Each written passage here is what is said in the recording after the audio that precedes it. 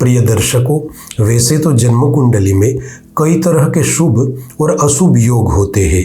कुछ योग अच्छे फल देते हैं तो कुछ योग बुरे परिणाम भी देते हैं। किंतु आज हम जिस योग की बात करने जा रहे हैं उस योग के बारे में कई तरह की भ्रांतियां फैली हुई है। जी हाँ दर्शक मित्रों, वर्तमान समय में काल सर्प दोष काफ़ी चर्चा में है। कुछ विद्वानों का मानना है कि काल सर्प दोष जैसा कुछ होता ही नहीं है, तो कुछ विद्वानों का ऐसा भी मानना है कि काल सर्प योग है। तो आइए जानते हैं कि वास्तव में यह काल सर्प योग क्या है और क्या है इस योग की पूरी सच्चाई। क्या वास्तव में इस योग के बुरे परिणाम हमारे जीवन को प्रभावित करते हैं? ऐसी सभी काल सर्प दोष से जुड़ी दिलचस्प जानकारियों के बारे में आज हम इस वीडियो में चर्चा करेंगे। अतः इस वीडियो में हमारे साथ अंत तक जुड़े रहे, क्योंकि यदि आप वीडियो को स्किप करके देखेंगे तो आपकी समझ में कुछ नहीं आएगा। और हाँ, यदि अभी तक आपने मेरी चैनल को सब्सक्राइब नहीं किया है तो कृपया चैनल को सब्सक्राइब कर ले और बेल आइकन को प्रेस कर दे, ताकि ऐसी ही महत्वपूर्ण जानकारी आपको प्राप्त हो। जय गुरुदत्त। मैं तेजस त्रिवेदी आप सभी का श्री दत्त वैदिक एस्ट्रोलॉजी चैनल पर स्वागत करता हूं। दर्शक मित्रों, वैदिक ज्योतिष के प्रमुख ग्रंथों में काल सर्प योग का उल्लेख देखा नहीं गया है, इसलिए कुछ विद्वानों ने इस योग को खारिज किया है।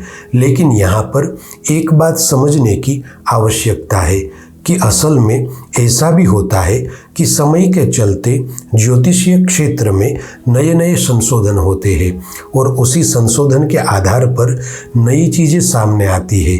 वैसे ही यह काल सर्प योग कुछ वर्षों से अधिक प्रचलित हुआ है और सामने आया है। अतः इसका मतलब यह तो नहीं है कि पुराने ग्रंथों में इस योग का जिक्र नहीं है तो इस योग की गिनती ही न हो। दर्शक मित्रों, मैं यहाँ पर एक सामान्य उदाहरण देकर अपनी बात समझाना चाहूँगा।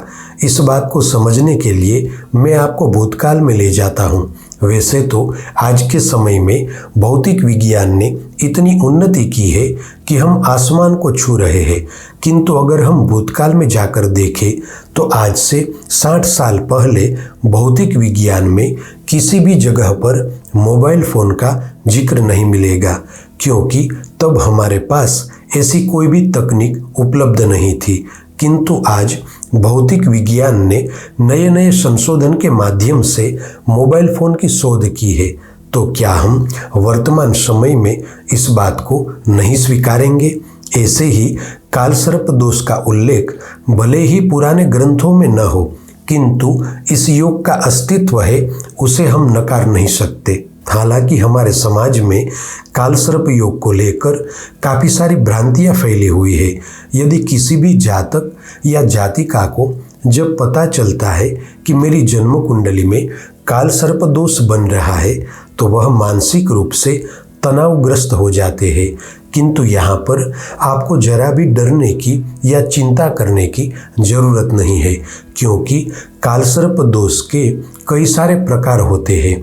ऐसा नहीं है कि जन्म कुंडली में काल सर्प दोष होने से खराब परिणाम ही मिलेंगे, क्योंकि कई सारे ऐसे बड़े लोग हैं जिनकी जन्म कुंडली में काल सर्प योग होते हुए भी ये लोग धनवान और सुखी है।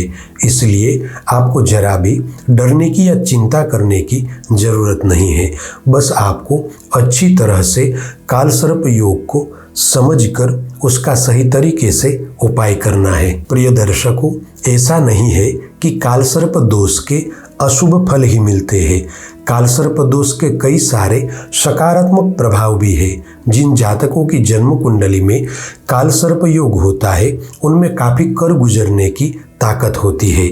ईश्वर की कृपा से काल सर्प योग वाले जातक बहुत ही बुद्धिमान और साहसिक भी होते हैं। साथ ही इस योग के शुभ प्रभावों से व्यक्ति को पूर्वोपार्जित संपत्ति भी प्राप्त होती है। आइए पहले समझ लेते हैं कि जन्म कुंडली में काल सर्प योग कैसे बनता है। दर्शकों, वैसे तो काल सर्प योग के कई सारे प्रकार बताए गए हैं, परंतु मुख्य बात यह है कि जब किसी भी जातक या जातिका की जन्म कुंडली में राहु और केतु के बीच में सभी ग्रहों की उपस्थिति होती है तब कालसर्प योग का सृजन होता है। यदि किसी भी जातक या जातिका की जन्म कुंडली में राहु और केतु शुभ स्थिति में हो और साथ में जन्म कुंडली में अन्य ग्रहों की स्थिति अच्छी बन रही हो तब कालसर्प योग के बुरे परिणाम नहीं मिलते। लेकिन जब किसी भी जातक की जन्म कुंडली में राहु और केतु की स्थिति अच्छी नहीं होती और साथ में अन्य ग्रहों की स्थिति भी खराब होती है तब उस व्यक्ति के जीवन पर कालसर्प दोष का अधिक बुरा प्रभाव देखने को मिलता है और उनके जीवन में दिक्कतें आती है। आइए अब जानते हैं कि राहु और केतु के प्रभाव से बन रहे इस कालसर्प योग द्वारा व्यक्ति के जीवन पर क्या क्या बुरे प्रभाव पड़ते हैं। दर्शक मित्रों, जब किसी भी व्यक्ति की जन्म कुंडली में कालसर्प योग बन रहा हो और साथ में अन्य ग्रहों की स्थिति अशुभ हो तब उस व्यक्ति को अपने जीवन में चढ़ाव उतार का सामना करना पड़ता है। ऐसे जातक का जीवन अस्थिर हो जाता है। जन्म कुंडली में कालसर्प दोष के चलते व्यक्ति को बहुत मेहनत करने के बाद भी सफलता नहीं मिलती। व्यवसाय और कारोबार में बार बार धन की हानि होती है। यह भी देखा गया है कि कालसर्प दोष के कारण व्यक्ति पर अकारण कलंक भी लगता है। इसके अलावा कालसर्प योग के रहते संतान सुख में भी कमी आती है। ऐसे जातक कभी कभार अपने ही लोगों से ठगे जाते हैं और कालसर्प योग के कारण आयु के प्रारंभिक काल में स्वास्थ्य से जुड़ी चिंता भी बनी रहती है। राहु और केतु के द्वारा हो रहे इस योग से पीड़ित जातकों के पास अक्सर धन की कमी रहती है। दर्शक मित्रों, जिन लोगों की जन्म कुंडली में कालसर्प योग होता है वे लोग चाहे कितने ही होशियार क्यों न हो फिर भी उनको नौकरी और व्यवसाय में अच्छा स्थान नहीं मिल पाता।